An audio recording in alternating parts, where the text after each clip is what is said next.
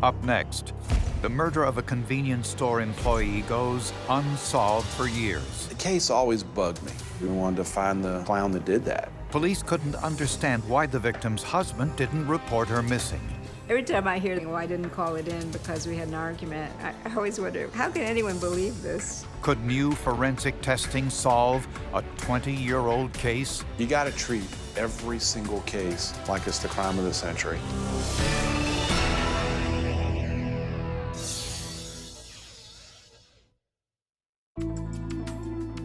When Rod and Julie Estes started their life together in Jacksonville, Florida, as husband and wife, they had to figure out, like most couples, how to support themselves. Rod drove a truck for a plastics company. But the only job 21-year-old Julie could find was working the late shift at a convenience store near their home. She had graduated from high school, but she was a recent transplant to the Jacksonville area and needed that job to put food on her table. Convenience stores and gas stations were really the only things at night that were open that people would rob. I imagine sitting in that convenience store without any kind of modern-day surveillance or protection or panic button, that she must have been fearful. Julie normally worked afternoons and evenings and closed the store at 11 p.m. But one night, a customer noticed the store was closed at 10:30, a half hour earlier than the closing time posted on the door. Police were asked to check it out. We shined our lights in the windows. There was absolutely no signs of foul play. Nothing was disrupted, nothing was overturned. It just looked like somebody left the store. So we went back to work and went about our normal shift. The next morning, the daytime clerk opened the store and discovered it had been robbed. The floor safe had been open and appeared to be empty, and that the power appeared to have been cut off the night before. According to the owners, around $500 was missing from the safe. Police tried to find Julie, but she wasn't home. Surprisingly, Julie's husband said she never came home from work, and he admitted he hadn't reported her missing. He told me at that time that they had had a small argument before she left for work. And I'm like, well, you didn't call the police when she didn't come home for, 8 hours? Every time I hear that story of somebody saying, well, I didn't call it in because we had an argument, I always wonder, how can anyone believe this? Later that morning, 4 miles from the convenience store, police found Julie's car in the woods, stuck in mud. The key was still in the ignition. One of our helicopters spotted a blue Camaro, not a long distance away, but in a wooded area that's known for vehicles dumped or parked or whatever out there. They saw what they perceived to be drag marks leading away from the vehicle, and then they followed the drag marks. A few hundred feet from the car, under some cardboard, was Julie's body. Julie's body was found with her arms tied behind her back with her very own shoelaces. Her shirt was pulled up with her breasts exposed. Her pants and panties were pulled down to her socks. The details of the crime just really go right through you. They make you realize how much she really went through. Here was a 21-year-old woman who on one hand wore a high school class ring, on the other one her wedding ring. Julie's husband said he had an alibi, one police had heard dozens of times over the years. Rod Estes had explained that he was by himself all evening, had watched a football game, and had fallen asleep, and no one was with him all night. Not the best alibi in the world if a policeman thinks you might be responsible for your wife's disappearance, but it's all he had. And investigators had another problem. They suspected Julie had been murdered elsewhere. As investigators searched for Julie Estes' killer, they began by looking for clues inside her car, which was found stuck in mud in the woods near her body. And the evidence told a story. Julie herself was a tall girl. She was approximately 5'8", 5'9". The seat had been moved all the way up as if a shorter person had been driving it. So it was apparent that someone other than Julie had been the last person to drive that car, and in fact that person probably was shorter. And they also found blood drops in the trunk. Tests showed it was the same blood type as Julie's, an indication she was injured elsewhere, placed in the trunk, then driven to the woods. Initially, they weren't sure whether that was the scene of the murder or that was simply a dump site. That type of development makes investigation that much more difficult because now you've got two crime scenes to worry about. Unfortunately, there were no foreign fingerprints found on or in the car. And investigators found no usable footprints in the mud and dirt. Julie's purse was discovered at the scene with no money inside. The convenience store's money bag was there, but it too was empty. Julie's killer had removed the laces from her shoes to tie her hands, but her shoes were missing. Julie's shoes were distinctive even back in 1985 because they were purple. The next day, investigators got a potential lead. Police got a call from a man who'd been kind of scrounging around behind another convenience store when he came upon a purple pair of shoes. The purple shoes were almost certainly Julie's. The laces were missing. A bowling bag and some receipts with Julie's name left no doubt the items were hers. The site was just a half-mile from the convenience store where Julie was last seen alive. We found evidence that things were taken out of the trunk of her car. She was probably forced into the trunk. Then she was driven 5 or 6 miles away from there where her body was found. Normally, the evidentiary value of the items would be significant, but not this time. The civilian that had found those items had at first taken them home. This meant all the evidence at what may have been the murder site was compromised. Somebody's been there moving things around, and it just makes the investigation a lot more difficult. There was no physical evidence that at that particular time that could identify a killer.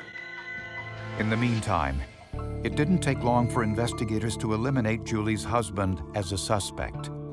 When he was perfectly willing to take a polygraph examination, kept in contact with the officers trying to work this case, I think all suspicion was erased.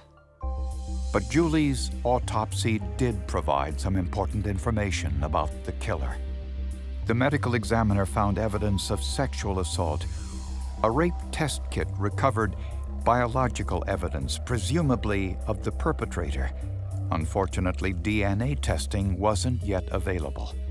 Crimes in 1985 were a lot harder to solve just based on technology. There are just certain things that we could yield DNA profiles from today you wouldn't be able to get back then. As the weeks went by and the number of leads started to dwindle, investigators continued to search for Julie's killer, knowing full well they had no forensic evidence to identify him. But it didn't stop them from trying. At this particular time, when this incident occurred, some weird things were happening in that area. 7 months before Julie's murder, the body of a missing 15-year-old girl was discovered just 3 miles away. Her body was so badly decomposed, the cause of death couldn't be determined. And 2 months before Julie's murder, a 10-year-old girl was found dead, hanging in a tree in the woods just 2 miles from Julie's convenience store. Since these crimes happened within a radius of only 3 miles, investigators had a hunch they might be connected. We were going to want to find the clown that did that. Investigators wondered whether Julie Estes' murder might be connected to several other crimes committed in the area. Unfortunately, investigators had no evidence to link them. Right now, by today's standard, physical evidence is one of your top factors in reviewing a case. It's very significant, very important. They make the case. With no leads, no evidence, and no suspects, the trail of Julie Estes' killer turned cold. Julie's family started to believe her murder would never be solved. After a couple of years, I just gave up. I said, well, we're up here and they're down there, and, you know, nobody cares. The case always bugged me, you know. She went missing on my watch.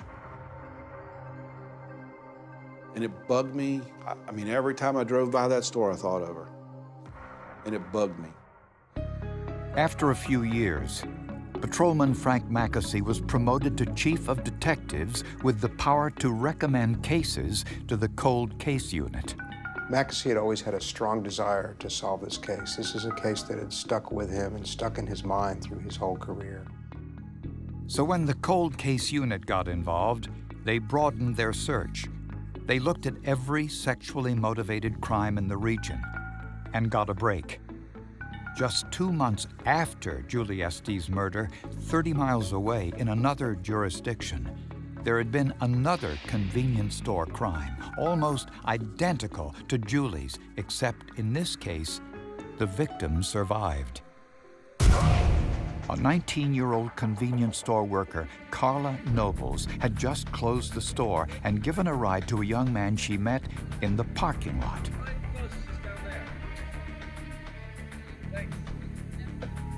She voluntarily let him in the car, having no idea what he was capable of. She did a quick drive to the post office where he said he wanted to go. Before they got there, the man pulled a knife, forced her to drive to an isolated field, and sexually assaulted her. He then forced her to drive away. She was sure he was going to kill her because she could identify him. But then she saw the only chance to escape, a police officer directing traffic. What are you doing?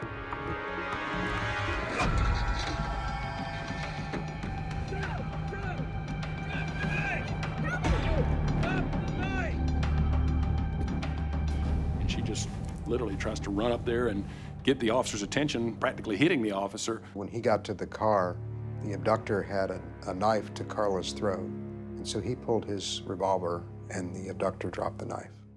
The man was identified as James Elmen. He was convicted for the crime and was currently serving a 22-year sentence in a nearby prison. And cold case investigators learned another startling coincidence. Elmen had a close connection to the 10-year-old girl found hanging in the tree near Julie's store 2 months before Julie's murder. The 10-year-old was a half-sister of Elmen. Investigators now wanted to test the biological evidence collected from Julie's rape test kit to see whether James Elmen was her killer. But there was a risk. The test would consume all of the evidence. Unfortunately, sometimes you have to make a choice. You might have to run the entire bit of sample, but at the time, you're thinking this is the best technology available. Investigators decided the gamble was worth it. They consumed all of the semen that was contained in those slides, trying to get results. Results that, unfortunately, never showed who the killer was. This was a devastating setback. It's just shocking. It feels like you're hit with a ton of bricks. Then you gotta start over. It's like starting from scratch again.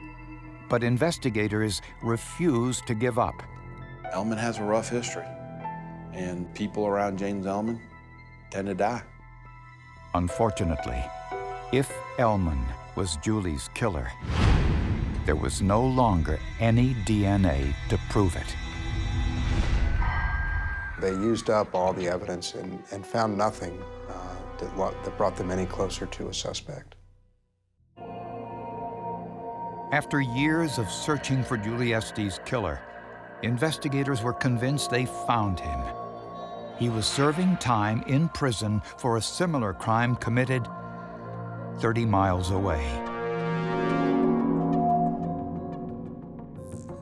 His name was James Elmen. Elmen was the worst of the worst. We talk about he's the poster child of antisocial.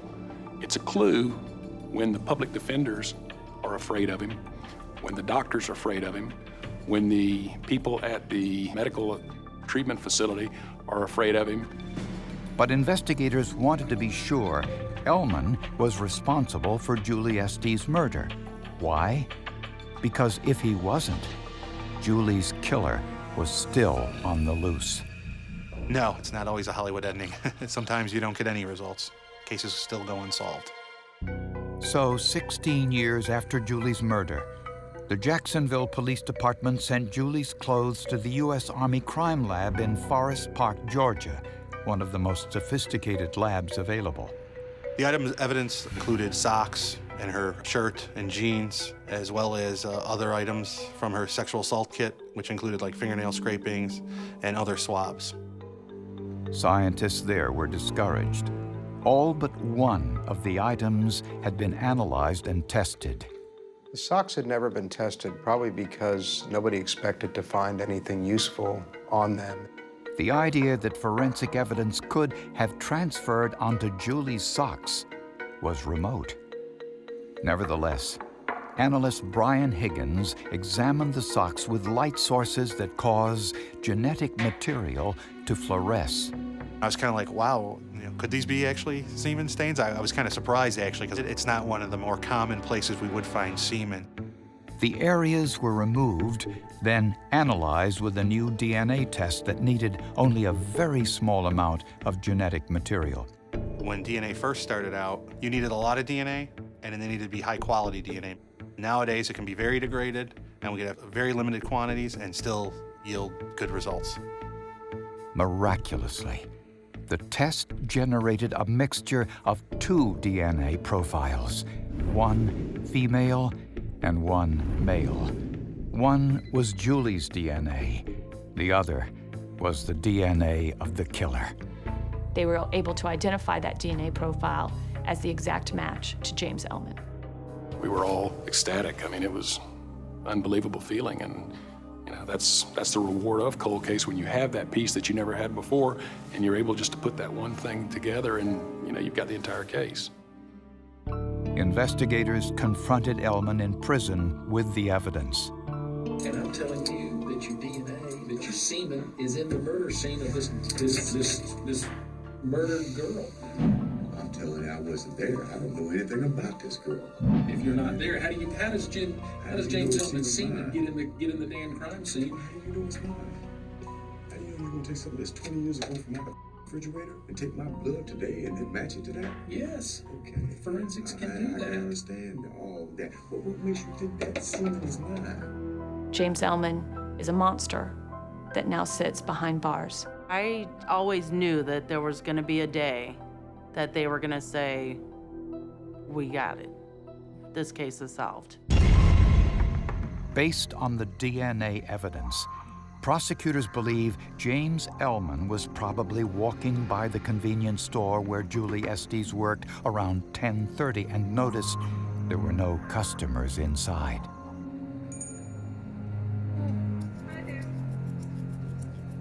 He shut off the store's electricity,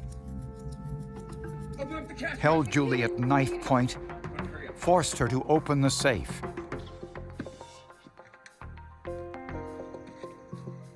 Then, he made her drive a half-mile away to an area behind an unoccupied store.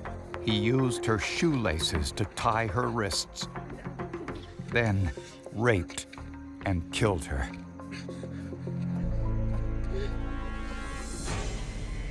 He removed items from Julie's trunk to make room for her body.